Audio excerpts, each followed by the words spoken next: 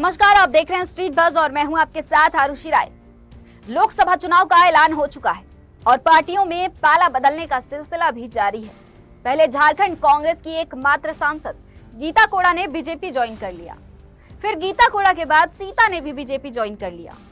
आपको बता दें कि सीता सोरेन दिशोम गुरु शिबू सोरेन की बड़ी बहू और दिवंगत दुर्गा सोरेन की पत्नी है। इसके साथ ही जेएमएम से जामा विधायक भी है। लेकिन ऐसा क्या हुआ कि सीता ने अपने पार्टी और परिवार के खिलाफ जाकर बीजेपी ज्वाइन कर लिया?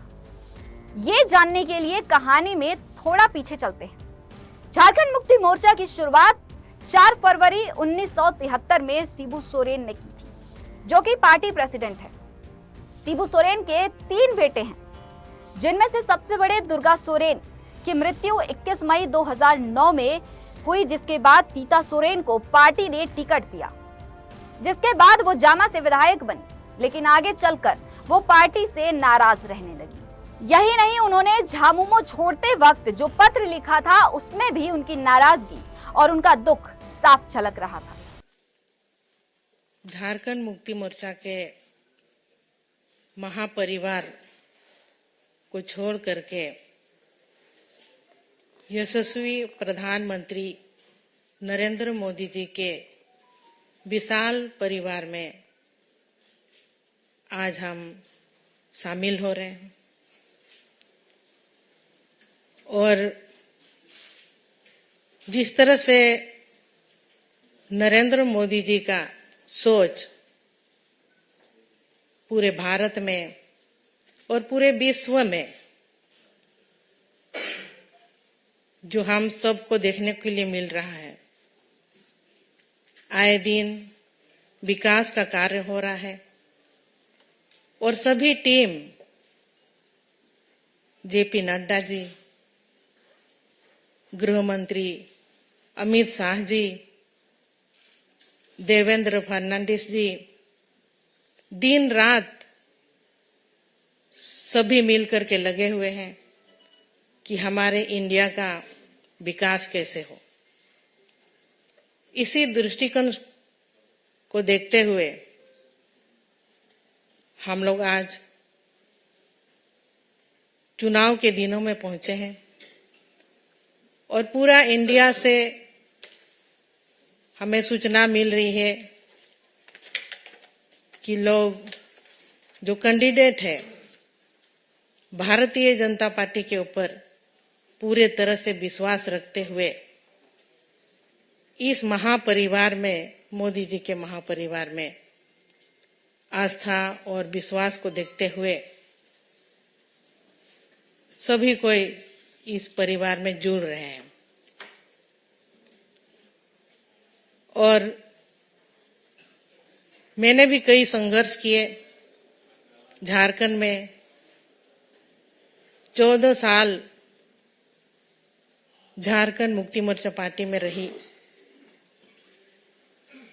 मेरे ससुर जी शिबू सोरेन जी, मेरे स्वर्गीय पति दुर्गा सोरेन जी, उनके अगुवाई में झारखंड अलग राज्य बना और उनका सपना था कि झारखंड को किस तरह से विकसित राज्य बनाया जाए। कई मेहनत किए मेरे स्वर्गीय पति ने, संगठन बनाए, जल जंगल जमीन की रक्षा करने के लिए लड़ाई लड़ी, लेकिन उनकी लड़ाई अधूरी रह गई। इस बीच में, क्योंकि जब मेरे स्वर्गीय पति जिंदा थे, उनका कहना भी था कि मैं राजनीति में आऊं, एमएलए बनूं और झारखंड का नेतृत्व करूं, लेकिन उनका सपना ही रह गया। और उनके सपने को पूरा करने के लिए मैं झारखंड मुक्ति मोर्चा में विधायक रही। लेकिन कहीं ना कहीं इतने साल गुजारने के बाद भी कि जिस मुकाम तक हमें पहुंचनी चाहिए थी, क्योंकि 24 साल झारखंड अलग राज्य बन के हुआ और अलग राज्य की लड़ाई में कई लोगों ने अपनी कुर्बानी दी थी। वहां के जल जंगल की जमीन की रक्षा करने के लिए, आदिवासी बहुल क्षेत्र है, आदिवासियों का विकास कैसे हो, लेकिन आज तक उपेक्षित ही रहा। वहां कई खनिज पदार्थ है, देश का 40% खनिज वहां मिलता है, और इसके बावजूद भी लोग वहां पर भटक रहे हैं, नौकरी के लिए पलायन कर रहे हैं बाहर। तो इन सब चीज अभी वहां के पब्लिक चाहते हैं कि बदलाव कैसे हो, और मेरा भी यही मानना है कि क्योंकि इतनी मेरे पति का योगदान रहा झारखंड अलग राज्य को बनाने में, और आज के डेट भी को भी हम जब तक देख रहे हैं झारखंड विकास से कोसों दूर है, तो ऐसे में मुझे मोदी जी का परिवार महापरिवार में आना पड़ा, क्योंकि हमको दरअसल सीता सोरेन को मंत्री पद चाहिए था, लेकिन हेमंत सोरेन के मंत्रिमंडल में एक मंत्री पद रिक्त रहने के बाद भी सीता सोरेन को कभी मंत्री पद नहीं मिला, जिसके चलते उनकी नाराजगी पार्टी और परिवार से जग जाहिर रही। हालांकि हेमंत सोरेन के छोटे भाई बसंत सोरेन के मन में भी मंत्री पद को लेकर चाहत थी, जो चंपई सोरेन के मंत्रिमंडल में पूरी हुई, लेकिन सीता सोरेन को उसमें भी मंत्री पद नहीं मिला, जिससे सीता सोरेन की नाराजगी और भी ज्यादा बढ़ गई। हालांकि गुरुजी के समझाने पर वो समझ गई, लेकिन उनके मन में पल रहे गुस्से की चिंगारी को हवा तब मिली जब हेमंत सोरेन के जेल जाने के बाद पार्टी और परिवार ने हेमंत सोरेन की जगह उनकी पत्नी कल्पना सोरेन को दे दी, और कल्पना सोरेन ने सक्रिय रूप से राजनीति में कदम रखा। इसके बाद कल्पना मुंबई में चंपई सोरेन के साथ राहुल गांधी के भारत जोड़ो न्याय यात्रा के समापन में पहुंची, जहां उन्होंने एनडीए के खिलाफ भाषण भी दिया था, जिससे यह अंदाजा लगाया जा सकता है कि जेएमएम कल्पना के आंसुओं का बीजेपी के खिलाफ इस्तेमाल करेगी। आशाओं के साथ जुड़ा ये हमारा इंडिया है, और यहाँ आए सभी जन सैलाब जो हमारे सामने बैठे हैं धूप में, जो अब रात हो चुकी है, और इतनी कड़ी मेहनत जो हम लोगों को मिलती है। आज यहाँ मंच पे आसीन जितने मान्यगण हैं वो आपके द्वारा चुने जाते हैं, और सबसे बड़ा धन्यवाद आप लोगों को कि आपका प्यार, आपका स्नेह और आपका आशीर्वाद आने वाले चुनावों में अपने भविष्य को अगर आपको चिंता है तो उसको बदल करके दिखाइए, क्योंकि सामने में जो तानाशाही शक्ति खड़ी है वो आपके अधिकारों और हक का हनन करने के लिए खड़ी है। क्योंकि जिस तरीके से महाराष्ट्र में भी लोगों को खरीदकर यहाँ की सरकार तोड़ी गई, लेकिन झारखंड में हमारे महागठबंधन के सभी विधायकों ने मिलकर उस शक्ति को दिखाया कि जितनी भी बड़ी शक्ति क्यों ना आ जाए, झारखंड की सरकार को हिला नहीं पाई है। चेहरा बदल गया है। चंपई चाचा जी यहाँ बैठे हैं। हेमंत जी के नेतृत्व में पिछले 4 वर्षों से जितनी कल्याणकारी योजनाएं बनाई गई हैं, जिसमें महिलाओं, बेटियों, बच्चों, बुजुर्गों, दिव्यांग सबके लिए योजनाएं हैं, और आज उसी योजनाओं को आगे बढ़ाते हुए हमारे वर्तमान माननीय मुख्यमंत्री जी चंपई चाचा जी अग्रसर हैं, उसको तेजी से बढ़ा रहे हैं। जिस षड्यंत्र से आज मेरे पति को जेल में डालने का प्रयास किया गया, आने वाले समय में बहुत सारे और भी लोग होने वाले हैं, उनका नाम जुड़ने वाला है। लेकिन मेरी यही दरख्वास्त है सभी पार्टी के लोगों से, सभी गणमान्य लोगों से, सभी जनसैलाबों से जो सामने बैठे हैं, कि आपको लड़ना नहीं, आपको डरना नहीं है। क्योंकि आज झारखंड में